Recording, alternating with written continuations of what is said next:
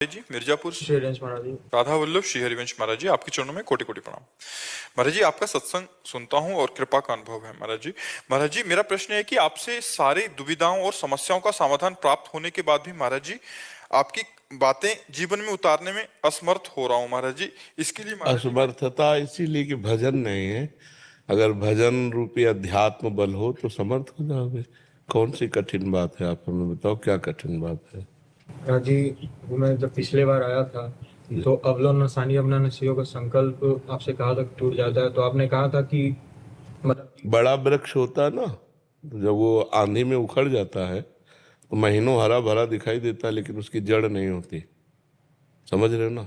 ऐसे अनेक जन्मों से हमारे संस्कार गलत हो चुके हैं।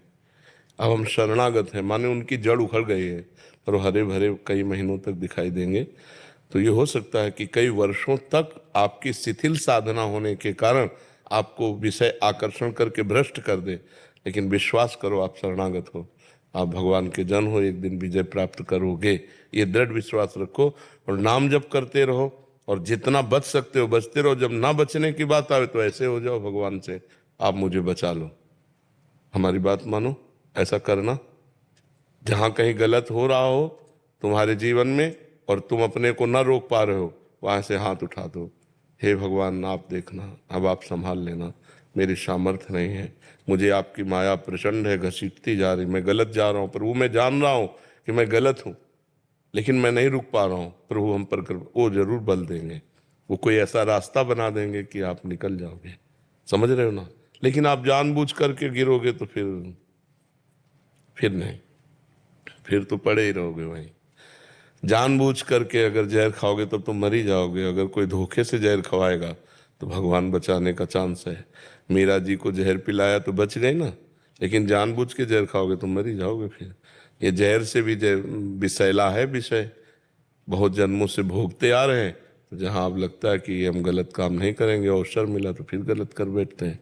तो फिर परमार्थ से निराशा आ जाती है। सबसे ज्यादा घाटे की बात यह होती है कि हमसे गलती हो गई, तो वो गलती क्या करेगी, इधर का उन्नति मार देगी। मन ही नहीं लगेगा भजन में, सत्संग में, साधु महात्माओं की बातों में, मन ही खराब हो जाएगा, फिर हमारा जीवन बर्बाद हो जाएगा। गलती हो जाना उतना भयानक नहीं जितना गलती का परिणाम भयानक है। वो हमारे अंदर उत्साह ही खत्म कर देता है भजन का। यार क्या इतने महीने से कर रहे हैं, भ्रष्ट हो गए, अब क्या होगा, ये कर देता है। वो अध्यात्म से हीन बना देता है। तो हमें लगता है बचने की कोशिश करो, मनुष्य जीवन बड़ा दुर्लभ है, इसी जन्म में भगवत प्राप्ति हो जाए। जहां गिरने को, हमारी एक एक बात पकड़ लो, जहां गिरने के चांस हो, आप संभल ना सकते हो, वहां से हो जाना। अंदर से भगवान वो तुरंत संभाल लेंगे। गिरोगे तो उनकी गोद में गिरोगे। जन अवगुण प्रभु मान न काऊ, दीन बंधु अति मृदुल स्वभाव। बहुत दीन बंधु करुणा में भगवान है, अपने जन के अपराध गिनते ही नहीं है।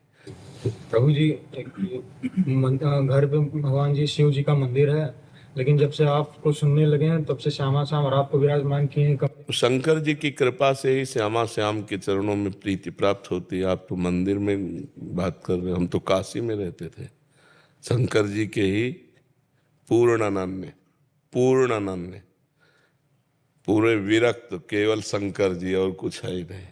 तो हमें श्यामा श्याम के मार्ग में भेज दिया, तो उनकी कृपा से ही श्यामा श्याम की प्राप्ति होती है। महाराज जी, सुबह जैसे उठते हैं 3 बजे 4 बजे जब भी, तो समझ नहीं पाते पहले किसकी पूजा कर। पहले शंकर जी की पूजा कर, जगत गुरु है, वैष्णवाचार्य है, उन्हीं की कृपा से श्यामा श्याम की प्राप्ति होगी। ठीक है। राजेश सैनी जी। श्री राधा वल्लभ महाराज जी, वैराग्य हुए बिना भी परम पद की प्राप्ति हो सकती है? हाँ, हो सकती है। यदि हम घर गृहस्थी के भोगों को धर्म पूर्वक भोगे, तो जैसे भूख लगी है तो धर्म पूर्वक कमाए हुए अन्न से पेट भरे, काम सता रहा है धर्म पूर्वक पाणी ग्रहण की हुई पत्नी से सहवास करें, हमें मोह सता रहा है अपने बच्चों से भागवतिक भाव से प्रेम करें।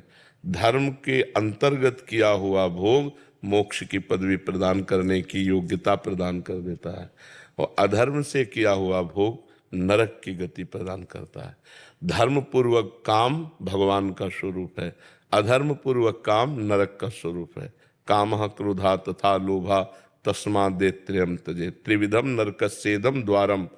नरक के 3 द्वार, काम क्रोध लोभ, और वही अगर धर्म पूर्वक किया जाए तो भगवान की प्राप्ति कराने वाला बन जाता है।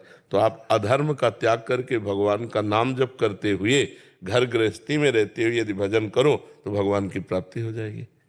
क्यों? भगवान की प्राप्ति करने के लिए जो हमें चाहिए वो है धर्म, वो है भगवान का भजन। अगर विरक्त होकर धर्म से न चले और भगवान का भजन न करे तो क्या विरक्त को भगवान की प्राप्ति हो जाएगी? क्या नहीं। अगर ये प्रपंच में फंस गया, गुरु चेला रुपया कमाना ये वो, तो हरई शिष्य धन सो कना हरई, सो गुरु घोर नरक मा पड़े, उसको नरक जाना पड़ेगा। भजन से भगवान की प्राप्ति होती है, गृहस्थी विरक्त से कोई मतलब नहीं। मनमानी आचरण करे, पाप आचरण करे, भजन न करे तो नरक जाएगा कि नहीं जाएगा?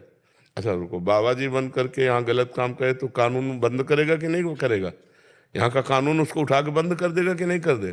जब यहाँ का कानून नहीं बख्शे तो अगर हम संत बन करके गलत आचरण करेंगे, गंदी बात करेंगे तो हमें नरक मिलेगा, और गृहस्थ बन करके यदि हम अच्छे आचरण करेंगे तो भगवान मिलेंगे। तो अच्छे आचरण और भजन दोनों को करना, चाहे बाबा जी हो चाहे गृहस्थ हो। अगर अच्छे आचरण और भजन है तो भगवान की प्राप्ति है, चाहे गृहस्थ हो चाहे विरक्त हो। आचरण भ्रष्ट है, भगवान का भजन नहीं, तो कोई भी हो फिर तो दुर्गति है। यहाँ भी दुर्गति, वहां भी दुर्गति। जी। धीरज कुमार शर्मा जी, राजस्थान से। महाराज जी, आपके चरणों में कोटि कोटि प्रणाम। महाराज जी, भागवत कथाओं आदि में निःशुल्क भजन गायन की सेवा देता हूँ, श्री जी की कृपा से उनको रिझाता हूँ। महाराज जी, मेरा प्रश्न है कि इस घोर कलयुग में जहाँ व्यभिचार आदि फैला हुआ है, ऐसी स्थिति में देखकर विवाह से डर सा लगने लग गया है कि जो भी विवाह करके आएगी वो कहीं मेरे भगवत मार्ग में बाधा ना बन जाए। है तो बहुत भयावह कि आजकल जो है कि पत्नी का मतलब है जो साध्वी सुशील सज्जन, अपने पति को भगवान मानने वाली। तो ब्याह है तो खतरे का मोल लेना आजकल, क्योंकि बॉयफ्रेंड गर्लफ्रेंड ये सब जो चल रहा है ना, ये बहुत विषैला चल रहा है। क्योंकि मान लो जैसे अब 2-4 लड़कों से जो मिली हुई है, वो एक पति को भगवान मानकर कैसे पूछ सकती, बड़ी समस्या है। पर ऐसा नहीं है, जैसे दुराचारियों के बीच में सदाचारी भी रहते हैं, ऐसे सदाचारिणी भी हैं। एक से एक बहुत पवित्र लड़कियां हैं जो अपने जीवन को पवित्र रखे, पर है बहुत कठिन, पवित्र मिलना बहुत कठिन, क्योंकि अपने लोग पवित्र आचरण विहीन हो रहे हैं, तो अपने को पवित्र की आशा कैसे हो सकती है? घर वाले भी जबरदस्ती करते हैं कि करो, ये इकलौता मतलब वंश बढ़ाओ, मतलब वो चल। आप घर में तो संतान उत्पत्ति करके वंश उत्पन्न करना, भगवान से मनाओ। जैसे करदम जी ने 10,000 वर्ष तक तपस्या की, भगवान से कहा मुझे पत्नी चाहिए, तो देवहूति जैसी पत्नी मिली। तो 10,000 ना सही तो साल भर सही साल भर कुछ अन्न कम पाओ, शंकर जी की उपासना करो, महाराज हमें पत्नी दे दो। भगवान शंकर की आराधना करो कि हमें देवी जी की आराधना करो, तो कोई होगी सुशील सज्जन मिल जाए। होती बहुत कम है बहुत कम। पर भगवान ने कहीं ना कहीं, अगर ब्याह है तुम्हारे भाग्य में तो लिखा ही होगा, कहीं ना कहीं तैयार हो रही होगी वो भी आपके पाणी ग्रहण के लिए। ऐसा हो श्री जी की इच्छा समझ के ही बस चलता रहे कि बस अब जैसी उनकी इच्छा। हाँ बिल्कुल बिल्कुल। बकाया आपका जो प्रश्न है बहुत गंभीर प्रश्न है कि आज सुशील बच्चों को सुशील बच्ची मिलना या सुशील बच्चियों को सुशील बच्चे मिलना बहुत दुर्लभ बात हो गई, क्योंकि स्कूलों में नए नए बच्चे जो थोड़ा अच्छे, वो भी मतलब भ्रष्ट मार्ग में जा रहे हैं, जैसे नशा करना, गर्लफ्रेंड बॉयफ्रेंड बनाकर व्यभिचार करना, ये सब बहुत गंदी बातें हो रही हैं हमारे देश में। पहले हमारे समय में तो था ही नहीं, गर्लफ्रेंड बॉयफ्रेंड था ही नहीं, सिस्टम ही नहीं था, गंदी भावनाएं नहीं थी। अब ये जब से मोबाइल चला ना, तब से गंदी भावना का बच्चों में सृजन हो गया, गंदी गंदी बातें। अब तो लिव इन रिलेशन भी चल गया है, वो तो और भी बुरा है महाराज जी। बिल्कुल बिल्कुल वो नहीं, ये हमारी भारतीय पद्धति नहीं। ये कलयुग का अंतिम चरण है बहुत।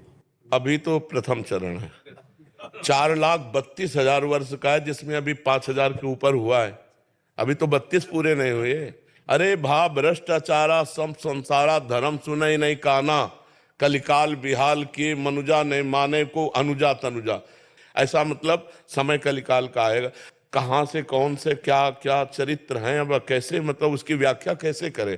हमारे देश में तो इस बात का प्रमाण है कि एक बार जिससे हाथ मिला लिया आजीवन उससे निर्वाह किया, कभी दूसरी की तरफ आंख उठा के नहीं देखा। ये भारत है, ये भारत है, ये विदेश नहीं है कि आज उसके साथ कल उसके साथ। ऐसा नहीं है, बहुत गंदी बातें विदेश से आई हैं। और देखो सुख भी इसी में है, अपनी पत्नी है, अपना पति है और आजीवन एक के साथ, तो सुख भी। अब पति को विश्वास नहीं, पत्नी के ऊपर पत्नी को विश्वास नहीं, पति के ऊपर एक घर में रह रहे हैं, अविश्वास से कैसा जीवन।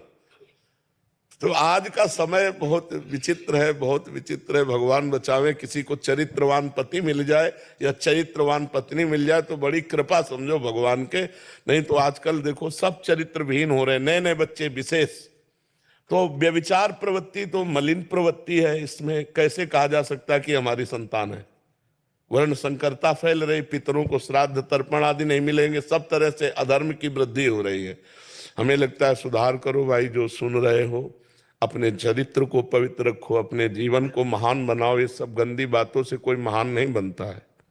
रमेश कुमार वर्मा जी, जयपुर। श्री हरिवंश महाराज जी, गुरुदेव भगवान, आपके अब तक के जीवन काल की कठोर तपस्या की स्मरण मात्र से ही हमारी रूह काम जाती है जब सुनते हैं आपके परिकर की युवावस्था से इस पथ पर अग्रसर हैं, जबकि हमारी तो किसी एक अंश के बराबरी भी कोई साधना नहीं है। महाराज जी, ऐसे में हम कैसे ऐसे में अग्रसर हो सकते हैं भजन मार्ग पे?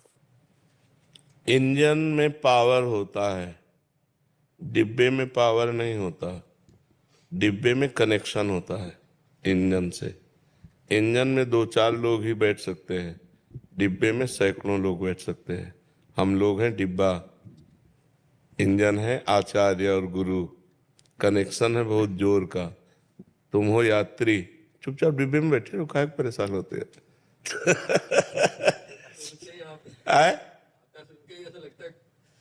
नहीं तो हम कह रहे हैं कि इंजन बनने की कोशिश क्यों करते हो? डिब्बा में बैठ जाओ चुपचाप, ट्रेन वहीं पहुंचेगी जहां इंजन जाएगा, नहीं पहुंचेगी। तो जीव भगवान का नित्य अंश है, वो अपने आप को भूल गया है।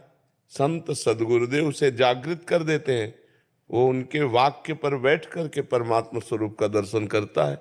ध्यान मूलम गुरु मूर्ति, पूजा मूलम गुरु पदम, मंत्र मूलम गुरु वाक्यम, मोक्ष मूलम गुरु कृपा। जो हम किसी महापुरुष की साधना देखते हैं वो आपके लिए हुई है, वो आपके कल्याण के लिए हुई है। जो सब तरह से असमर्थ हैं उनको भगवान समर्थ बनाने वाले हैं, और समर्थ बनाकर असमर्थों का पालन पोषण करवाते हैं। तो हमको तो ऐसे रहना है, हमें थोड़ी देखना कि इंजन कहाँ से चला है वहां जाके बैठना है।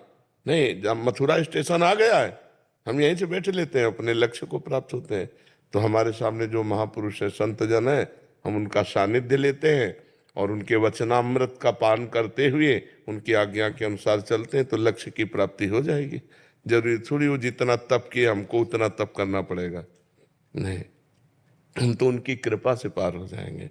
बस नाम जप करते रहो, गलत आचरणों का त्याग करो और भगवान की लीला कथामृत का पान करते रहो। हर कर्म भगवान को अर्पित कर दो, भगवत प्राप्त हो जाओगे। बिल्कुल सरल उपाय है, नहीं